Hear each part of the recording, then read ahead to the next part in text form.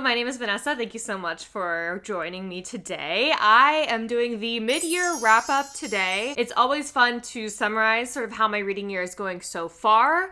I will start off by saying, compared to last year, I don't feel like I've had the strongest start. It's only been the past month where I've really found books where I feel like they're gonna stick with me for a while. But I do still have some gems in here I want to talk about, so I thought we'd get into all of my best books, the disappointments, favorite authors, everything I'm looking forward to for the remainder of the year, and what my reading plans are from here on out. So let's just get into it. And I have my notes on my phone, once again, as always. First question in this tag is, what is the best book you've read this year? So let's just get into that. I have a couple different answers for this. I will say, so far this year, the book I'm reading right now, I think is going to be my favorite. And then I'll also let you know what my favorite books I've already finished are. But since I'm almost done with this book, I can confidently say I love The Raven Scholar. I think this has been really big on Book Talk, really big on YouTube, but I think it's for a really good reason. This book has everything. It has a magical school. It has trials to become the new emperor. It has a murder mystery plot in the background. It has a kind of ensemble cast of characters with all these different personality traits that fit into these various like school houses, scholarly houses that they fit into. It has a fantasy religion that certain people believe in that affects the culture. It has politics. It has court politics. It has drama. It has comedy. What I like about the comedy too, as I said before, I'm particular about comedy. This book is funny in a way that doesn't feel overbearing. They're funny in a way that is tasteful, and it doesn't kind of like make the dialogue overwrought with humor. It still has a lot of room for these very natural human moments. There's also like romance subplots that are just barely there, but they're very touching. And in this society, basically 7 contenders from different spiritual houses are chosen to complete various trials, and whoever wins gets to become emperor. And our main character, Nima, is this outcast, a little bit antisocial high scholar that is thrust into this. And another fun aspect of this is during the trials, one of the contenders turns up dead. So there is a murder mystery element to this as well. I'd say if you like something like Gideon the Ninth, you would like this book. But I just love it. I'm having so much fun with it. It's a really long book, but it's not feeling that way just because of how engrossed I feel. Great world building. I feel like nothing is lacking. I just really love it. So far, it's a 5-star. Other than that, for books that I did finish, I've talked at length about how much I liked The Buried Giant. I read that all the way back in January, but that still is one that's very strong to me just because of the emotional impact it had on me. Like, I sobbed crying. I'm gonna post the picture if I still have it, but I cried so hard after finishing this book. It's very touching. It is about this husband and wife duo in this Arthurian landscape, so it does have a lot of Arthurian legend tie-ins as well, but it's about this older husband and wife duo who cannot for the life of them remember where their son is. They just know that he's out there and that it's time to go meet him. And this is a problem that's happening all over the kingdom, basically. No one can really remember things in the long term. Short-term things are remembered, but there's just a lot about everyone's past that people have forgotten, and for the most part people have accepted that until this couple goes out on this journey and they're starting to uncover the truths of their history with each other, as well as like the history of the kingdom at large and the different sort of multi-generational pains that have existed within this society. I just thought it was a very touching allegory. I loved it. I liked the weird Arthurian tie-in. I thought it was so special. I just think about it very often. So I really like The Buried Giant. Also, another book I really loved, but I'm trying not to say too much about because I'm still working on that year-long reading vlog for romantasy books, but I loved Phoenix Unbound by Grace Draven. Really, really strong romantasy for any romantasy skeptic who likes like a good solid plot, likes enough angst, and you like the emotional relationship to feel very earned. I feel like this book does it. And also it has like a couple commentary pieces that I just don't see talked about as much in romantasy. For example, both characters are kind of dealing with trauma from SA that has been like incurred due to this like very evil empire that they both have been enslaved to, and they're both coming at their relationship with those wounds. And I just felt like the way that Grace Draven went about bringing them together but having them still acknowledge those parts of themselves and those ways that they're both hurt and wounded was very touching, and it just felt like very healthy. I think I just really recommend it. I really liked that one. The next question is the best sequel you've read this year. I actually haven't followed up with very many sequels, so that's bad, but I will say I read the final book in the Bear and the Nightingale series this January. Again, another January. Like, the first month of the year is pretty strong for me. I absolutely adore that series. That's one where it's just like, I think that book series hits all of the marks that I, as a reader, personally like. Atmospheric, folkloric, very mystical, like great character work, beautiful prose, wonderful allegories, like historical fantasy tie-ins. It has literally everything that I like. So I just adore that series. And I, of course, thought that that third book was just a very strong finish. It's also the most folkloric. So if you're like really wanting more fantasy out of that series, I'd say the third book is the best for that. I adore that series though. So I'd say that. New releases you haven't read yet but want to. I have so many answers for this actually. Sorry, I took screenshots. There's one called The Ballad of the Last Dragon. I think this came out relatively recently. I absolutely adore the cover. It kind of looks like it's a medieval fantasy, but it might lean a little bit more on the cuter side, like a little bit more cozy fantasy, it would seem, but it does look very atmospheric and charming, so I'm very intrigued by that. I also really want to read When Devils Sing. This is one that I've had on my TBR since I saw that it was announced. It says this is for fans of True Detective, Mexican Gothic, and Midsommar, which that's awesome, honestly. Awesome lineup right there. So I was really intrigued by that because one thing that I like about True Detective in particular is I like the like Americana weird eeriness of it. Like that's obviously, if you're familiar with my channel, I talk about that a lot. I really like American-based like folk horror. I think it's really entertaining and really interesting. Obviously, I'm partial to it, but this is about a series of disappearances that are taking place in this small town in Georgia. And these teenage boys set out to investigate these disappearances, but instead find that there might be a older, more ancient source of power and mystery at the heart of their small town. I love stuff like that. I love folk horror so much. I'm really looking forward to that one. Oh, another one that came out relatively recently, which I don't hear people talk about, is called A Girl Walks into the Forest. Again, this one says Midsommar meets the shadows between us in this alluring mashup of horror and fairy tale. It looks like this is a Nordic-inspired fantasy horror about a girl named Vala who is from a small town. It is known to be extremely beautiful. And one day, a mysterious count asks for her hand in marriage, and she excitedly accepts this, except for in order to get to her newly betrothed's house, she has to go through this wretched forest full of all of these supernatural horrors. And on her journey there, her face gets basically mangled up. And when she introduces herself to the Count, things have changed for her since her beauty that she was well known for is now gone entirely. I thought this was just a really interesting premise for the book. I am very interested in books that explore beauty in this way of like, what do we have if we don't have our beauty? I'm curious about where the conversation will go in that book. And I also love Nordic-inspired folklore. I hope it's got a chilly atmosphere to it, but it looks very dark and impactful. So I really want to read that one. The next book I want to read is The Night and the Moth by Rachel Gillig. I do just want to have my finger on the pulse for this one because I've been hearing a lot of talk about it, but also I do really like medieval inspired fantasy, and it does look like the main like male character of this romantasy book is like a sexy knight, which I love that. I have so far been very intrigued by what everyone is saying about it. This is about a woman named Sybil who lives in a cathedral with her other sisters who all are diviners that receive these visions from these like spiritual beings called omens. And one day this rude but handsome knight shows up and he is a complete skeptic about their powers. But when Sybil's sisters start getting plucked off one by one, she has to seek out his help to figure out what's going on. I love it. I love a mystery plot as well. I will say I didn't love One Dark Window, but I do maintain, and I agree with everyone else, that the atmosphere in that book was really good. Like Rachel Gillig was really good about the atmosphere.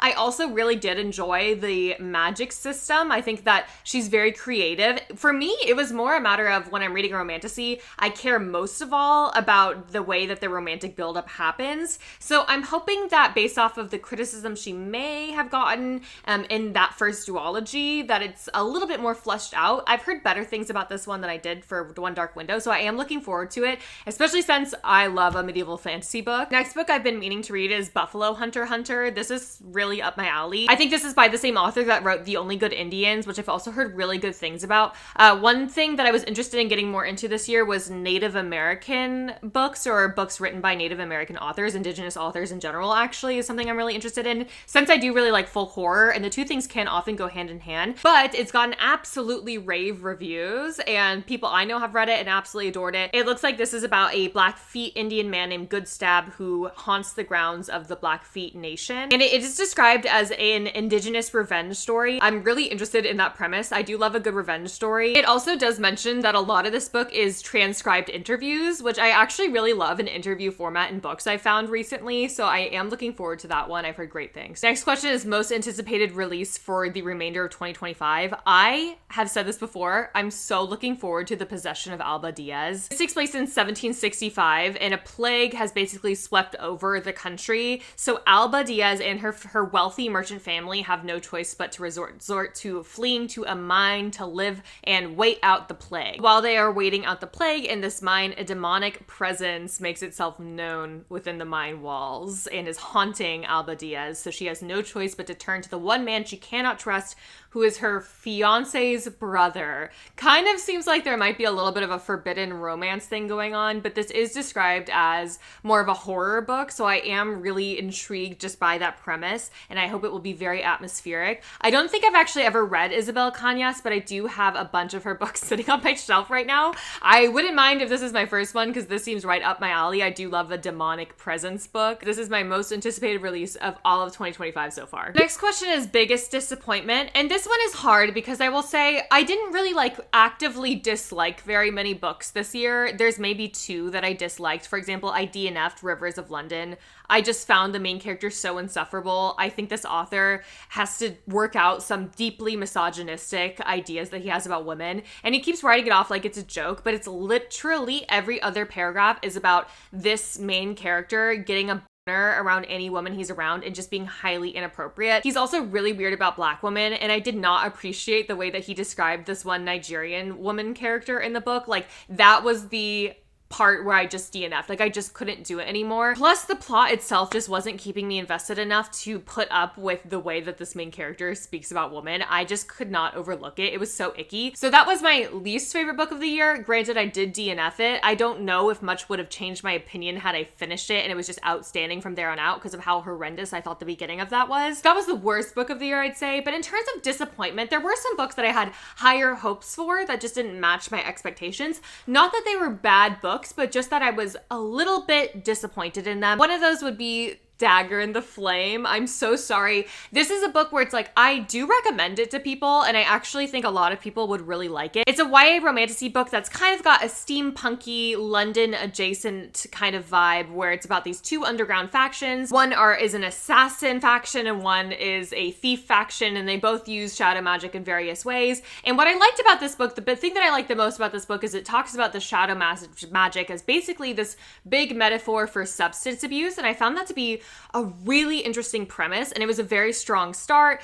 Since it is a romantasy, it does have this kind of cat and mouse dynamic between the two main characters, and I was really into that at first.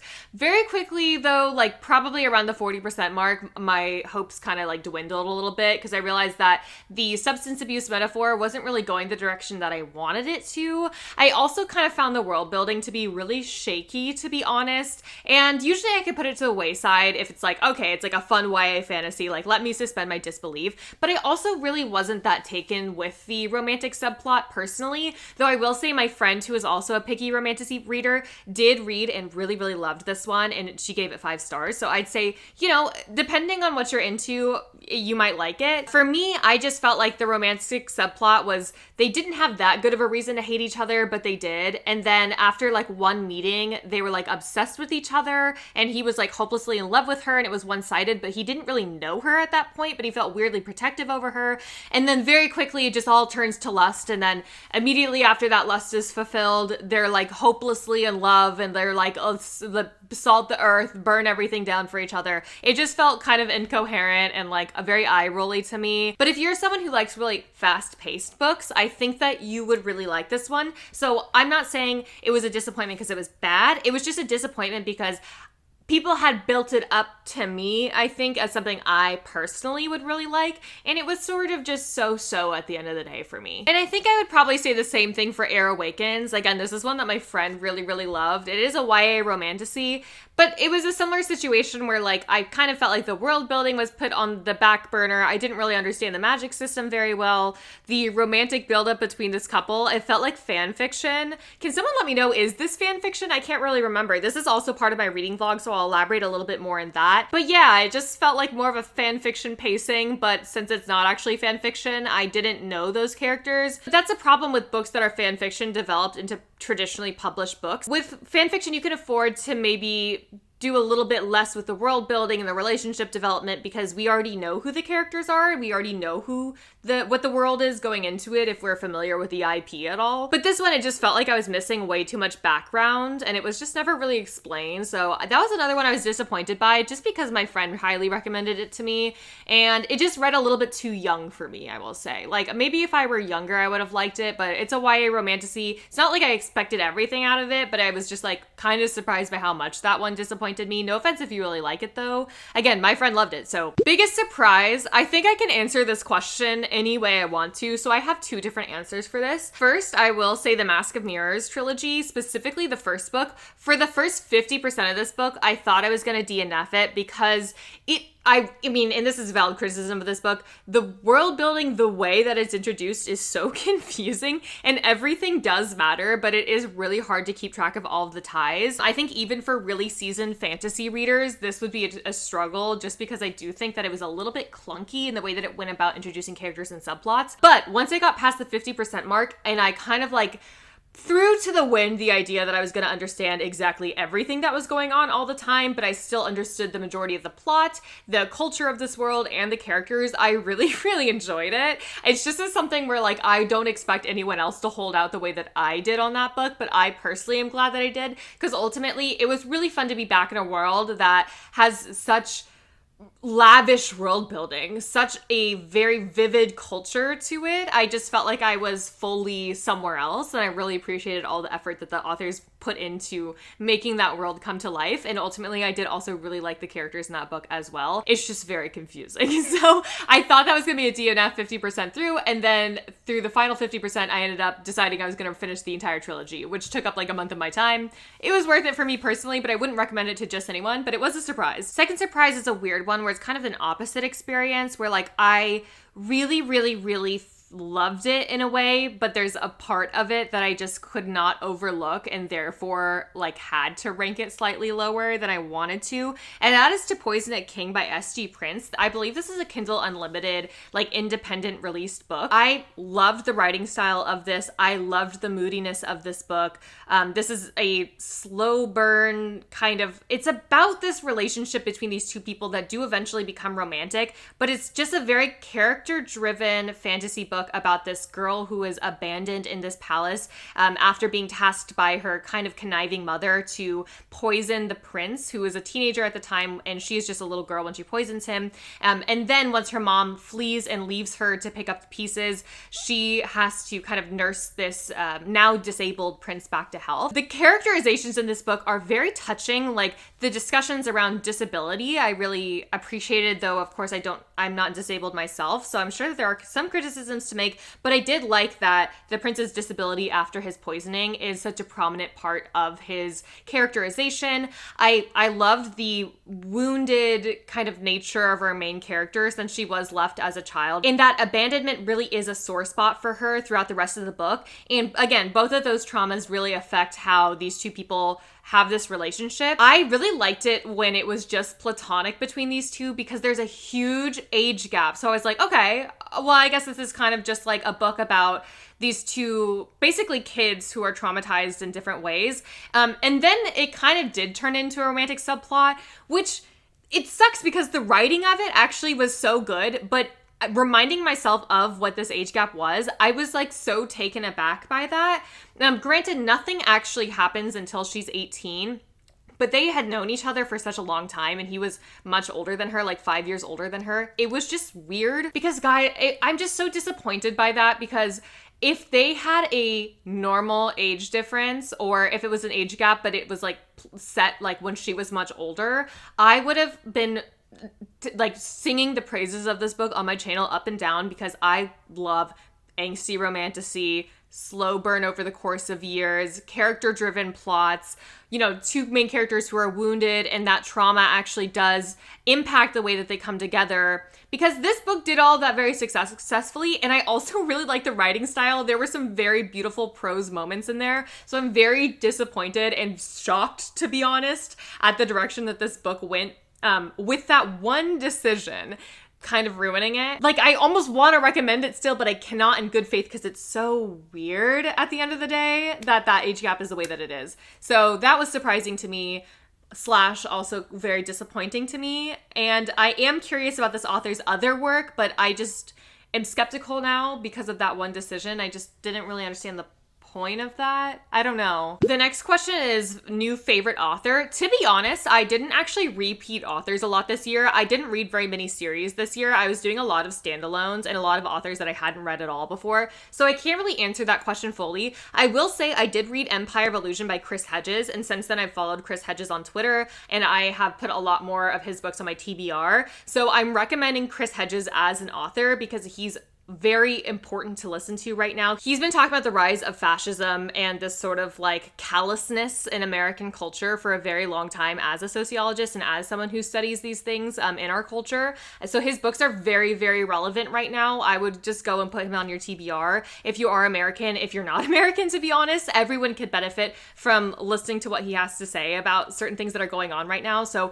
I'm gonna say Chris Hedges for this answer. I only read the one book, but I do find what he's saying to resonate a lot right now, and I hope more people find him because he's been kind of like sounding the alarm for about a decade or two now, and yeah, he's just a very important author, so I want to throw him out there. Newest fictional crush, which is such a fun question. I'm gonna say mine right now in this moment, he's low-key evil in a way, but I freaking love Ruko from the Raven Scholar. I don't even know if fan art of him exists yet. Can we get on that? Ruko, he's described as like this 6'5". He's very broody. His intentions are very unclear. Yes, he's like a tall, dark, handsome, mysterious figure. Yes, it is a little bit tropey, but I like his character, and I think within this book, he is pretty complex and interesting, and I'm just very fascinated by him, and also in my head, he is so hot. So Ruko would be my number one right now. I read the first book in the Daevabad trilogy, City of Brass, Dara from City of Brass. Yeah, you guys you don't even understand what was going on in my mind palace when I was thinking of that man. He's a djinn, so like I'm picturing this otherworldly, handsome, mythical looking man, and that's exactly what I did. Overall, I really didn't read a lot of books that would have like book boyfriends this year, despite how much romantasy I read this year. I wasn't necessarily attracted to that many of them, so I'm gonna keep it at those two for now, but here's hoping for more. Newest favorite character, I'll also say the Rook from Rook and Rose. I really liked his character. I won't say too much more or else I'm gonna start spoiling a bunch of stuff because he is a secret identity character, but I really, really liked him. I also love Kane from the Raven Scholar. The Raven Scholar is pulling a lot of weight for me for someone who's in the middle of reading it, and this is about my mid-year wrap-up, and somehow like half of my answers have been about that book in particular. That just goes to show how good of a book it is and that you need to read it. But I will say Kane from the Raven Scholar is under sort of like the Fox spirit house, so he has a very kind of conniving, very unserious demeanor about him. He's got bright red hair. He's described as tall, super handsome. He's sarcastic, he's sneaky. For some reason, he's able to break in anywhere. I love characters like that. They're so fun. He's so slippery, but he's also like charming in a way that at times it's like you just want to shake him and be like, be serious for 1 second. And other times when he is actually serious, it's just so like, ooh, it's so like gooey. I love Kane. I think he's so much fun. I love his relationship with our main character, Nima, as well. So I'm gonna say Kane and the Rook. Book that made you cry. Two books made me cry. One was The Buried Giant, because the ending of this, the allegory in this book, I'm gonna cry thinking about it again. If there's any book that's gonna make you cry, it's gonna be that book. The second book was Found Audio. I talked about that. That is a very, very weird, very atmospheric, just such an eerie book that's like this interview format of this man who is basically being interviewed by the shadowy organization. And we don't know the identity of the man. We don't know the identity of the shadowy organization. Just these audio files have been dropped on the desk of this kind of like audio technician who has been paid in cash to figure out who these people are or anything about these audiophiles. And he is recounting these various strange encounters he had with these very mystical humans across the world as an adventure journalist, and this concept of the city of dreams and whether or not that's a real place. It's just weird, very mystery box. Don't go into it looking for any answers at all. But I, as someone who loves all mystery box and is not very particular about getting answers in my books, loved how atmospheric and weird this book was. I listened to it on audio, which I highly recommend, on the plane back from Japan. Full body chills pretty much the whole rest of the day. I felt like in a daze. Like, I felt in shock the rest of the day. I felt just like dazed, a little confused, out of it.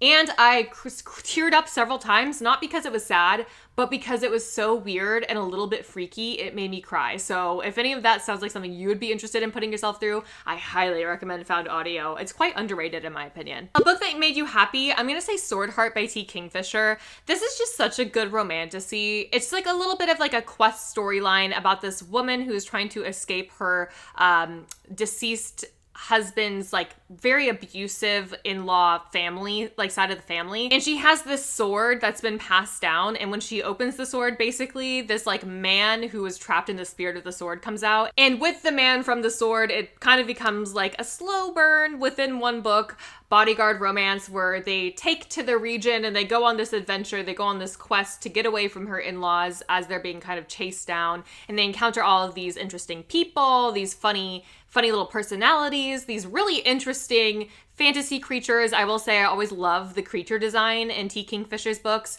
And again, I love an older like couple. I love when our main female character is older. She's like in her 30s. You know, she's not super tiny and stabby and strong against all odds. No, she's afraid. She's frightened.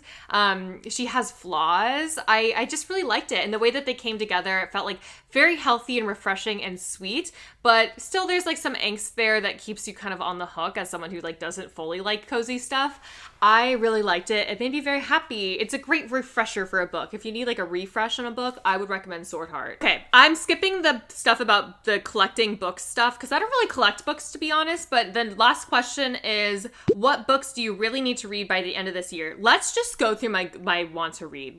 How about that? I really want to read my first Emily Henry this year. My choice is People We Meet on Vacation, which some people tell me is an unpopular choice, but I like Friends to Lovers, so I want to read that. I think this is my year that I get into Emily Henry, so that's essential. Oh, next I really need to read the sequel to The Just Hot Air. If you know me by now, you know that this is like one of the most fun times I've ever had with a book, and it's probably my top rated romantasy book. There are flaws with it, and I've talked about those before, but I just adore it, and so I'm so excited for book 2. I feel like we left off in such an interesting place. Also, there were some popular hot topic books that I didn't get to read when everyone did this year, such as The Dream Hotel. That looks like a really interesting speculative fiction kind of book. Another one was The Rose Bargain. I think that's a YA romantasy, but it got really high reviews and people said it was really good, so I was looking forward to that. I've also been meaning to read the book Shy Girl. I've just heard really good things about this. It's basically just kind of a stream of consciousness book from the perspective of a girl who has recently basically found her way into an agreement with a sugar daddy. I've just heard interesting things about the prose, so I've been meaning to read that for quite a while, and also love the cover. Love that. I also really want to read Brave Empire by Richard Swan. I've been putting that one off for a while. I love a fantasy horror book, especially if it's grimdark horror, and that's exactly what it is. Heard great things about the creature design in particular. This was a new release that I forgot to mention, but A Far Better Thing by H.G. Perry is one that I'm really, really interested in reading because my top book of last year was The Scholar in Lost Fairy Door by H.G. Perry, and this is another sort of like the fairy world is intertwined with our current world, and it takes place, I believe, during the French Revolution. Just based off of how much I like The Scholar in the Lost Fairy Door and how it kind of weaved in a little bit of a historical feeling to that fae-centered fantasy book. I have high hopes for that one, so I'm really looking forward to that as well. I believe that is the end of the questions, or at least it's the end of all the questions that I can answer at this time. I have so much reading to do. I feel like I'm really behind this year compared to last year. I'm also a little sad that I had a little bit of a weaker reading year compared to where I was at last year. I had already read some of my favorite books of all time by this time last year, but hey, high hopes for the rest of the year. I have made a very good TBR, I think, from this point forward, so let's look forward to that. Anyway, let me know what some of your best books of the year were, what some of your worst books of the year were, and any other thoughts down below. And please like and subscribe if you are so inclined. I would really appreciate that. Thank you so much for watching. Have a great rest of your day. Bye.